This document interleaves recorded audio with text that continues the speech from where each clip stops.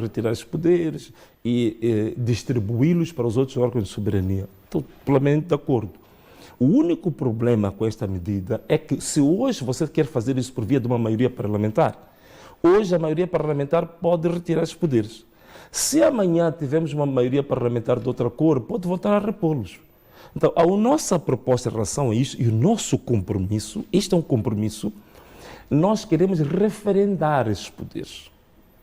Portanto, nós, depois de 3 meses da tomada de posse, vamos criar todas as condições para haver um referendo sobre o conjunto de poderes excessivos do presidente, se o povo diz sim ou se o povo diz não. A partir de uma decisão referendada, tu tens estabilidade nessa decisão. Porque não foi por maioria parlamentar, foi pela vontade do povo. Esse é um dos compromissos que nós assumimos. Por exemplo... Entretanto, pode haver outro referendo para mudar, se for o caso.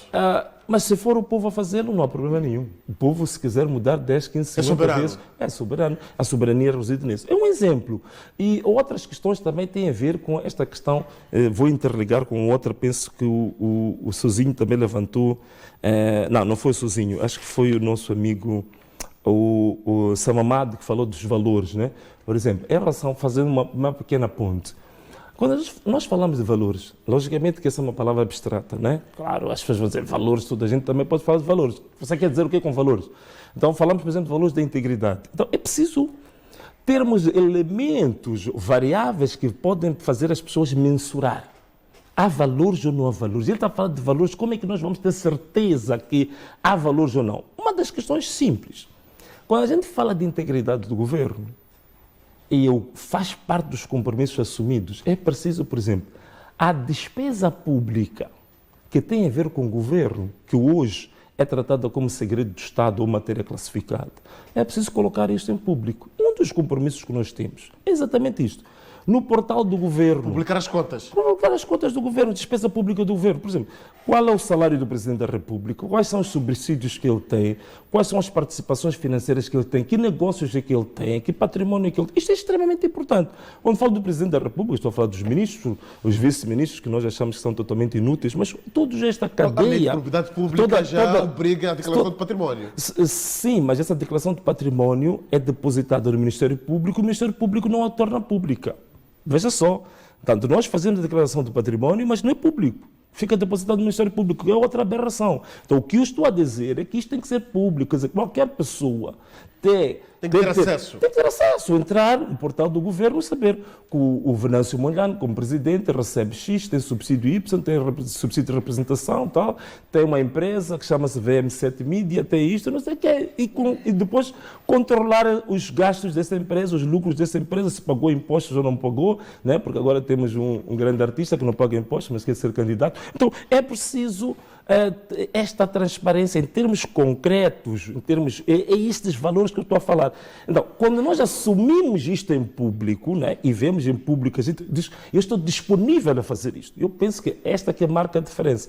E eu volto a aproveitar as câmaras da televisão também para fazer exatamente esse desafio aos outros concorrentes. Vamos assumir compromissos concretos com o nosso povo de coisas que nós podem nos ser cobradas a qualquer momento, que tem a ver com a nossa própria integridade. E alguns desses compromissos eu já disponibilizei em público e eu gostava de desafiá-los a fazer isso. Também se há alguma coisa diferente, também gostava de desafiá-los para virmos a um debate público. Está a faltar debate público. Nós já fizemos o convite para frente a frente. Está a faltar debate público, porque às vezes também no debate público, no frente a frente, é mais fácil as pessoas aferirem quem é que está a falar por um simples protocolo ou está a fazer uma repetição decalcada do seu manifesto ou quem está a falar do coração. Quem está a falar é que acredita no que diz e quem está a falar apenas porque está à procura de votos. Então, aproveito também agora a dizer aos outros concorrentes, eu estou totalmente disponível para a gente ter um debate público frente a frente. Pode ser aqui na TV Sucesso, em qualquer outro sítio. Isso seria muito bom, porque agora posso estar aqui a vender o meu peixe, mas eu acho que esse seria melhor se nós estivéssemos numa mesma sala, olhos nos olhos, e as pessoas a verem o que o Venâncio diz, como estão os seus olhos, como é que está o espírito dele, é verdadeiro ou é falso. É importante que a gente venha para esse debate. Não, o convite está renovado por parte, neste caso, da TV Sucesso aos outros candidatos e esperamos que se juntem a Venâncio Mondlane e venham frente a frente. Sim, a separação de poderes, como o Mano Chiuri também levanta esta questão, é extremamente importante. Olha, um dos pilares, e aqui também acho Mas essa já tinha respondido, porque está ligado em certa medida aos poderes excessivos do chefe de Estado. do chefe de Estado, mas também não só. Outra questão também que era importante, eu gostava de dizer isto.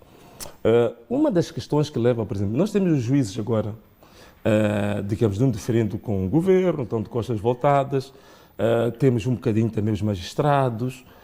Bom, esta questão, por que isto está a acontecer? Porque, teoricamente falando, se você pegar na Constituição da República, os tribunais constituem o tal chamado, é um órgão de soberania. Tribunais são um órgão de soberania. E a pergunta que se pode colocar, mas por que os juízes estão colocados nessa situação de mendicidade perante o governo? É um órgão de soberania. Também é um órgão de soberania. Um órgão de soberania, por que está nisto? Agora aqui é que está a grande questão. Uma das questões que a gente propõe aqui é preciso autonomizar os órgãos da administração da justiça, sobretudo os tribunais, em relação à execução orçamental. Aqui é que está o grande segredo, que muita gente não fala disto. O grande problema é o seguinte: na Assembleia da República é aprovado o orçamento para os tribunais. Muito bem, tem um orçamento próprio. Na execução orçamental, quem o faz é o Executivo. A mesma coisa acontece com a Assembleia da República. É por isso que você tem um órgão como a Assembleia da República, que é fiscalizador do governo. Mas que depende do governo. É chefe do governo. Por outras palavras, quisermos usar um termo mais simples, um termo coloquial. A Assembleia da República, que é chefe do governo, que fiscaliza o governo, que é patrão do governo, a comportar-se como subordinado do governo. Por uma razão simples. O problema está exatamente no dinheiro. Há um provérbio que diz que quem te paga te manda. Colocou-se a Assembleia da República em relação à execução orçamental como subordinada, pedinte e mendigante do governo central. Por exemplo, nós temos um orçamento na Assembleia da República para fazer fiscalização do governo. Isto aconteceu ainda no ano passado. Veja só, presta atenção a isto, você vai ver o quão ridículo é que este país está metido. O governo, o senhor Maleane, o ministro das Finanças, disse que não... Nessa altura, agora primeiro-ministro. Sim. Deixa-me só contar que isto aqui é muito interessante. O governo disse que não poderia dar dinheiro à Assembleia da República para uma das suas funções fulcrais, que é a fiscalização do governo. Normalmente, uma das sessões da Assembleia é dedicada aos deputados irem ao terreno fiscalizar o governo. Ver como estão a funcionar os governos provinciais, os ministérios, por aí fora. Para depois trazer o relatório se o governo está a cumprir com o plano de atividades aprovado, o orçamento, por aí fora. Esta é uma atividade fundamental da... O governo disse à Assembleia da República que não havia de dar dinheiro para fazer fiscalização, porque o governo tinha outras prioridades. Então, nós estamos numa situação dessas em Moçambique. Logo, para nós resolver, isto acontece também com os juízes. Muita gente pergunta, mas por que os juízes só querem ficar em Maputo? Por que não vão aos distritos? Olha, o juiz vai ao distrito para ter a casa protocolar. Não tem nenhum incentivo. Deixa-me só terminar isso, Orlando. O juiz vai para o distrito para ter casa protocolar. É juiz. Vai depender do administrador, do secretário do Estado, do secretário permanente, figuras inúteis. Então, o próprio juiz, só para ter o travesseiro, tem que ter com elemento do executivo, pedir favores para lhe darem um orçamento para ter casa, para ter mobília, para ter segurança. Quando fala de figuras inúteis, quer eliminar essas figuras... Sim, são elimináveis. Então, a questão que nós estamos aqui a defender é preciso que a execução orçamental dos órgãos de soberania seja autonomizada. Tem que sair dos órgãos do governo e a Assembleia da República, os tribunais, criam a sua própria unidade contabilística para fazer exatamente a execução orçamental. Isto vai dar alguma independência, autonomia para os procuradores, para os juízes poderem exercer as suas atividades, digamos, de forma confortável, que não está a acontecer hoje. E o governo nunca quer largar esta parte porque é a única maneira de chantagear os juízes, chantagear os procuradores e colocá-los todos eles ao seu serviço. Então isto não Vou acontece. pedir alguma Então, flexibilidade Ok, por parte ok. de Leste, porque já vamos para além da hora Tudo bem. Então, do encerramento, neste caso, do programa, mas e algumas questões são meio interligadas, digamos assim. Sim. Olha, talvez algumas questões. Então, assim, Tem a sou questão de obrigado- liquidez. Vou fazer uma economia de questões. Talvez vou responder aquelas que eu achar que são. O meu irmão aqui, o doutor Suzinho, uma das questões que ele levantou é a comunicação terrestre, quer dizer, que isso é um problema clássico, básico que nós temos. Você tem, por exemplo, a província de Niassa, que é a única estrada alcatroada, de forma intermitente, né, com buracos, é a estrada nacional número 1. O resto é tudo pavimento e com terra de argila, por isso que você tem poeira em tudo que é Niassa, né? São famosos por ter a poeira em tudo que é lugar. Olha, uma das questões que nós queremos colocar aqui, e vou falar da questão dos fundos. Se forem a reparar, o nosso manifesto, quem reparar para o nosso manifesto, e já me fizeram essa pergunta, não tem nenhum item que fala de financiamento externo. E algumas pessoas já me criticaram por causa disso. Como é que você quer implementar tudo isto? Não está uma componente de dinheiro que tem que vir de fora para ajudar a isso? Uma razão muito simples, é que nós temos capacidade em Moçambique, com os recursos que nós temos, com o povo que nós temos, com a força, com os recursos humanos que nós temos, de fazermos praticamente o que está aqui descrito, que pode mudar a história deste país, nós podemos fazer com os nossos próprios recursos. Vou dar um exemplo bastante simples. Estradas. Estrada Nacional número 1. Nós agora fomos lá aos Emirados pedir quanto que os Emirados nos prometeu dar. Mais ou menos 1 bilhão, né, de dólares para fazer a Estrada Nacional número 1, em fases. Uma ideia, sabes? Às vezes uma ideia pode te fazer poupar bilhões de dólares. O que é que nós estamos aqui a pensar em relação a isto? Aí não. Veja assim, um exemplo. Isso depois pode ser feito para outras estradas. Nós, em Moçambique, quando a HCB sentiu que tinha falta de dinheiro, precisava de ser recapitalizada, a HCB instruiu a Bolsa de Valores para emitir títulos, para vender parte das suas ações, e muitos moçambicanos compraram. Eu conheço moçambicanos que enterraram lá 10 milhões de meticais, por aí fora, enterraram muito dinheiro. E eu digo uma coisa, significa que muitos moçambicanos o fizeram porque, pelo sentimento patriótico, que a Caora Bassa, que é nossa, precisar dos moçambicanos para se salvar. E toda a gente foi meter lá o dinheiro. E acreditou que está a meter dinheiro a um Estado que é responsável, pode atrasar pagar, mas um dia vai nos pagar os dividendos. Para mim, por que nós não podemos fazer a Estrada Nacional número 1 na mesma lógica? Nós vamos identificar quanto é que custa fazer a Estrada Nacional número 1. 1 bilhão de dólares, 500 milhões de dólares, 600 milhões de dólares. Ok, tudo bem, vamos fazer por fases. Chamemos os moçambicanos todos que têm poupanças. Você tem 100 mil meticais, você tem 200 mil meticais, você tem 1 milhão de meticais, outro tem 1 milhão de dólares. Vamos pegar exatamente, fazer os moçambicanos investir numa infraestrutura não de borla, não é caridade. Não é caridade. Isto é negócio, é para as pessoas ganharem dinheiro com isto. Não é? Hoje em dia o Estado passa a vida a emitir títulos e bilhetes de tesouro para os bancos ganhar dinheiro. Os bancos estão ganhando muito dinheiro com o Estado. Então, por que não emitir bilhetes de tesouro? Não emitir estes títulos para o seu próprio povo? E há muitos moçambicanos, há muitas empresas, há muitos agentes económicos... Então vai responder também a outra questão. Por que nós não podemos fazer a isso? questão de liquidez. Portanto, o dinheiro vai buscar no povo. Nós podemos fazer a Estrada Nacional número 1 sem precisar de financiamento externo. Agora, podemos um dia sentar, vermos como é que a gente faz isso. Isso é possível ser feito, sem precisar de financiamento externo. A questão do Banco de Moçambique, falta de liquidez, agora tem aquela questão das divisas que é discutida, agora o CTA que andou a pronunciar-se. É uma coisa, eu já me pronunciei sobre isto e eu disse claramente que o governador Zandamela é um agente do FMI. Isto está mais do que claro. Quer dizer, é um agente, não só um agente, é um operativo do FMI. É lógico que ele está para fazer as políticas do FMI aqui, mais nada do que isso. E quem o pôs lá e que permite que ele continue a fazer o que faz, é logicamente que tem interesse em fazer esse país derrapar. Uma das coisas que eu disse que é simples, não faz sentido absolutamente nenhum. O Banco de Moçambique está a dizer que há estabilidade macroeconómica e monetária, mas ao mesmo tempo estabelece como reservas obrigatórias para os bancos 25%. 25% das Há reservas incongruência. obrigatórias. Logicamente que sim. E o que é que isto vai criar? Isso vai, logicamente, colocar a taxa de juros mais alta. Então, eu que tenho a minha empresinha, quando vou para o banco pedir, é como se estivesse a pedir um agiota.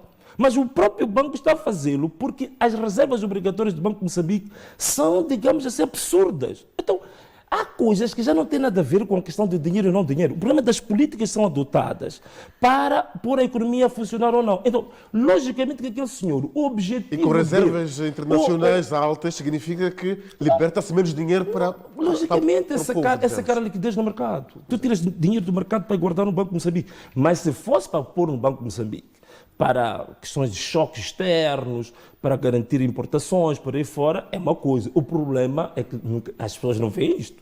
Por que o Banco de Moçambique está a fazer isso? Para pagar a dívida externa. Essas dívidas todas que andamos a fazer ao desbarato, tem que ter dinheiro para pagar essas dívidas. Então, tem que secar o nosso mercado nacional, falir os empresários, falir os bancos, falir toda a gente para pagar a dívida externa. É só isso. Não tem outra explicação. É um agente do FMI que está aqui em Moçambique para destruir a economia. Da mesma maneira que eu disse, que o ministro da Agricultura, por exemplo, o próprio Sustenta, também visava isso.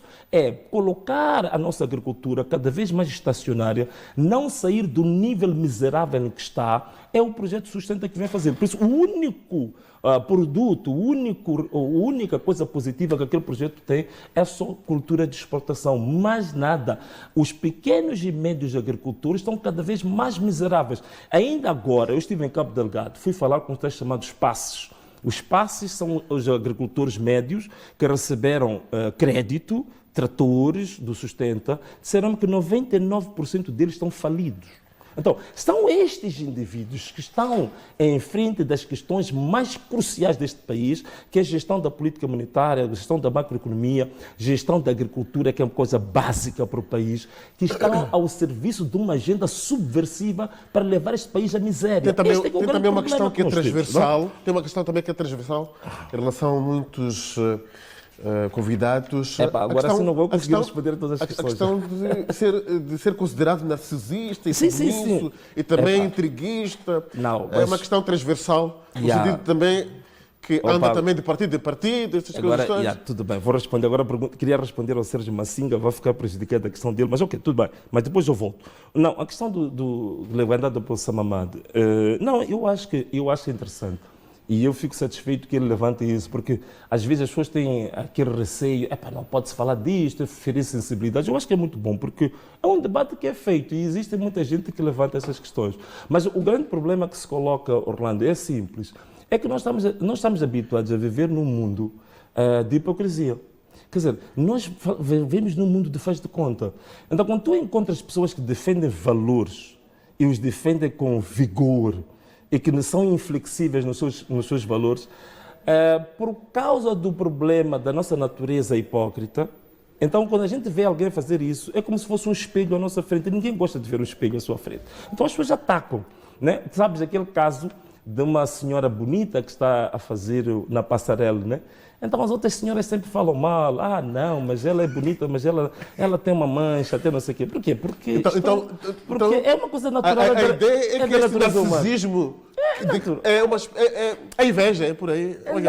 Eu acho que é natural, é da natureza humana, né? A gente sempre tem que atacar alguma coisa que achamos que nos desafia, não é? Sobretudo quando está fora dos padrões daquilo que é a nossa vivência normal. Então, a nossa vivência é uma vivência de hipocrisia, é uma vivência de boladas, é uma vivência de lambibotismo. Então, quando aparece alguém que quebra esses padrões todos, não sei, tem que se arranjar um nome qualquer para o desvalorizar. Mas este é o risco que nós temos, né? Quando a gente está nessas coisas públicas, né? Mas é logicamente que sabes que é difícil nós termos... Mas não acredita que há algum sentido? Foi candidato para a autarquia de Maputo em 2023, agora já é candidato presidencial, portanto um objetivo pequeno e um objetivo bem maior. Portanto, as pessoas não estão a entendê-lo, é isso? Não. É assim. Agora, talvez alguma palavra, Samamá disse assim, insubmisso, né? Talvez sim. Eu acho que essa palavra talvez sim. Quer dizer, mas não insubmisso no sentido de intriga, no sentido da confusão, mas Portanto, insubmisso... está a negar ser intriguista. Não, insubmisso no sentido de insubmisso à desordem, insubmisso, digamos assim, a tudo que são valores que eu acho que são valores perniciosos para essa sociedade. Eu vou ser insubmisso em relação a isso. Então, por isso que vou dizer uma coisa. Uma das vezes eu fiz um desafio aqui em público. Se tu vais reparar uma coisa, em todas as, mesmo estes partidos que eu passei, que dizem que você andou em muitos partidos, tu nunca vais encontrar ninguém que tenha vindo a público, por exemplo, criticar a minha competência, ou criticar a minha pontualidade, criticar o foco nos objetivos. Tu vais ver que ninguém fala disto. Então, logicamente, que é natural, né? Quer dizer... Procuram-se nomes. Naturalmente, isso é natural. Isso é natural. Quer dizer, pelo menos se você não encontrasse... Eu também não sou perfeito, não sou nenhum Deus. Tenho defeitos, tenho... É natural que as pessoas têm que buscar alguma coisa para também provar que nós somos deuses. E eu agradeço por isso, porque ao ser criticado desta maneira, também evito que haja muita gente a endeusar-me. Até aproveito agora as câmaras da televisão para pedir às pessoas para parar de me chamar esses nomes. É o Salvador, é o Messias. Meu Deus, Messias para mim é o meu esteio, o centro da minha vida. É o meu verdadeiro Salvador de todos nós. Portanto, não me chamem esses nomes de Salvador, de Messias. Eu sou um simples mortal, com os meus defeitos, e que estou a fazer uma luta que eu acho que é uma luta para o benefício de todos. Não é só isso. Então, o que mais posso dizer, Orlando? O Sérgio Massinga, de descentralização, se isso não pode trazer uma espécie de um separatismo, não. Olha, Sérgio, eu agradeço muito a questão, mas uma das questões que nós logo na independência tivemos, acho que já ouvimos falar, por exemplo, a palavra federalismo, por exemplo, foi uma palavra muito diabolizada. Se você levantar essa palavra federalismo, quer dizer, você era visto como um indivíduo, digamos assim, antipatriota ou contra-revolucionário, por aí fora. É como falar, por exemplo, termos como regionalismo, né? Dava-se uma conotação sempre negativista, mas estes são sistemas da administração pública que são adotados, por exemplo, Brasil é um país federal, a Alemanha é um país federal, os Estados Unidos é um país federal.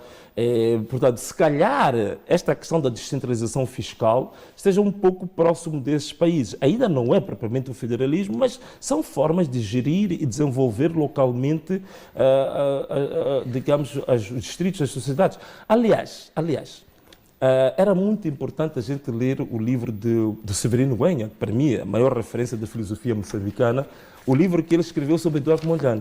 Ele disse uma coisa curiosa, que muita gente agora nem gosta de comentar. Ele disse que, apesar de Eduardo Mondlane não ter usado a palavra federalismo, mas todo o pensamento econômico do Mondlane conduz para a construção de um Estado federal. Quer dizer, o Severino Guenha disse isso.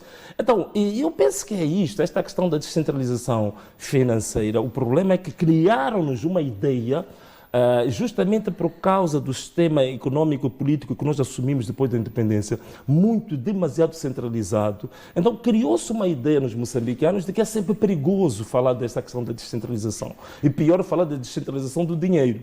Então alguém te diz, epa, Venâncio, com essa coisa da descentralização, vão começar a roubar aí nos distritos, esses governadores vão roubar muito dinheiro. Isso não, tudo bem, mas olha, para mim, se é para descentralizar o roubo e as coisas andarem um bocado, que andem. Agora, o problema é que agora... O roubo está centralizado. Não, o problema é que agora é que o roubo está centralizado, que é pior ainda, porque não anda absolutamente nada. Então, essa que é a grande questão.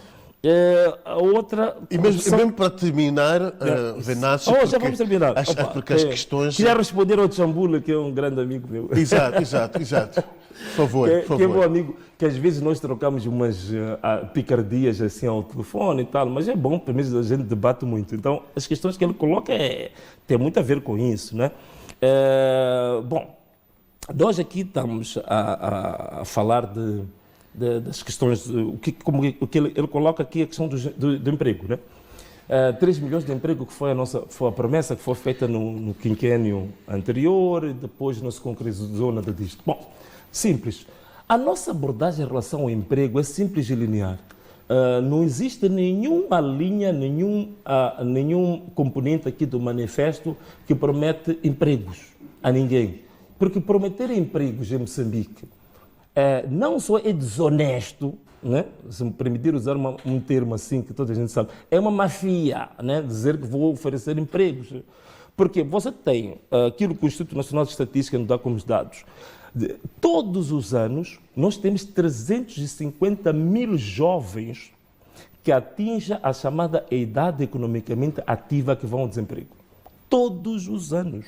Então, tu não tens capacidade, não tens, na situação atual, não tens uma economia que possa absorver 350 mil postos de emprego por ano. Não tens essa capacidade. Pelo contrário, a nossa economia nos últimos 10 anos, o emprego está-se a deteriorar, porque muitas empresas estão a falir, estão a ser quebradas. Então, a promessa de emprego pelo Estado, que não tem empresas, que não gera rendimento, não gera nada, as próprias empresas do Estado estão todas falidas, é uma grande mentira, uma grande mafia, porque o Estado não tem essa capacidade.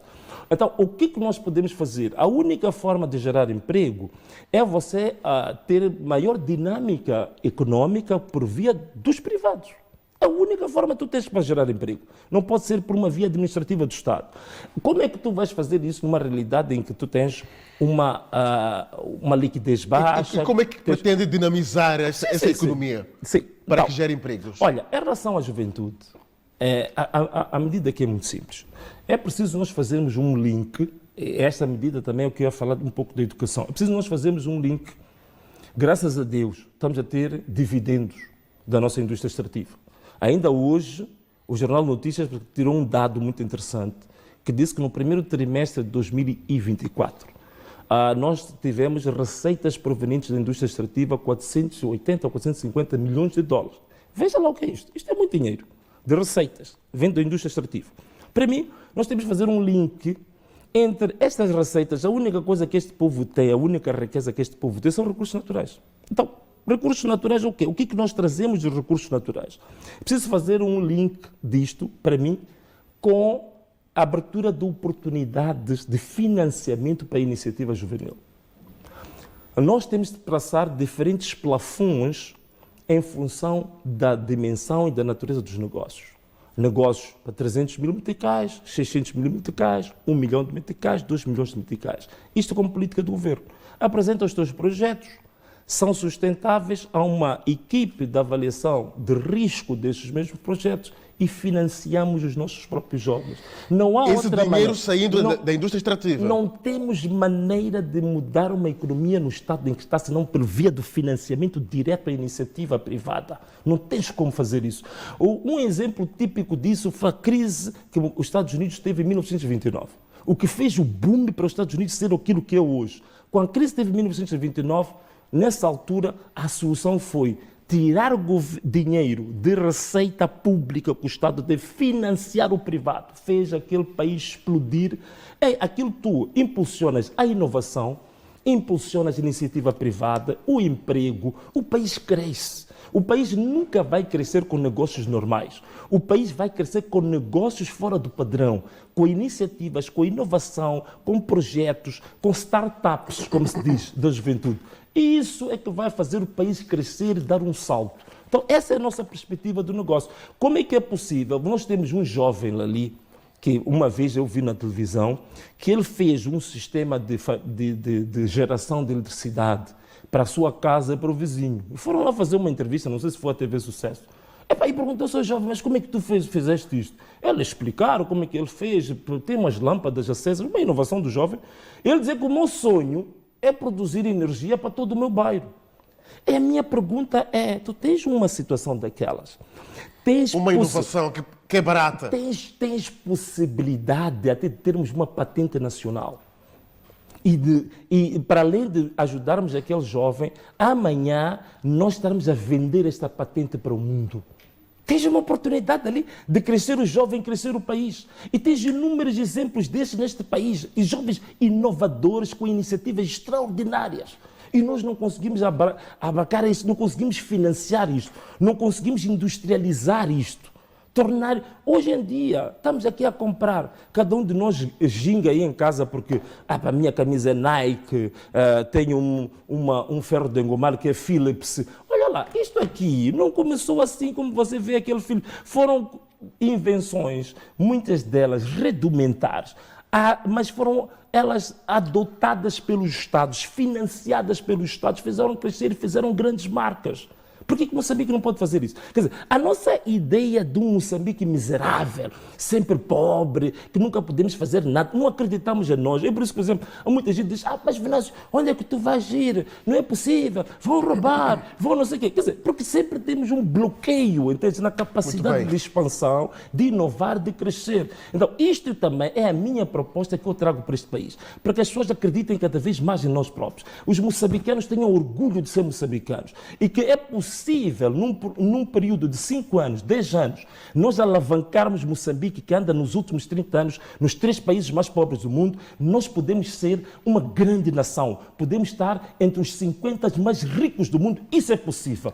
Nós temos que acreditar em nós próprios, acreditar nos jovens moçambicanos, nas senhoras moçambicanas, acreditar no povo moçambicano, financiarmos e avançarmos com esta nação. Podemos vir a ser a Coreia do Sul daqui a 10, 15, 20 anos. Isso é possível, temos que acreditar. E quebrar essa mentalidade miserabilista, do pobrezinho, que não pode fazer nada, que estamos sempre na mesma. Isso é preciso quebrar. Muito bem. Então, esta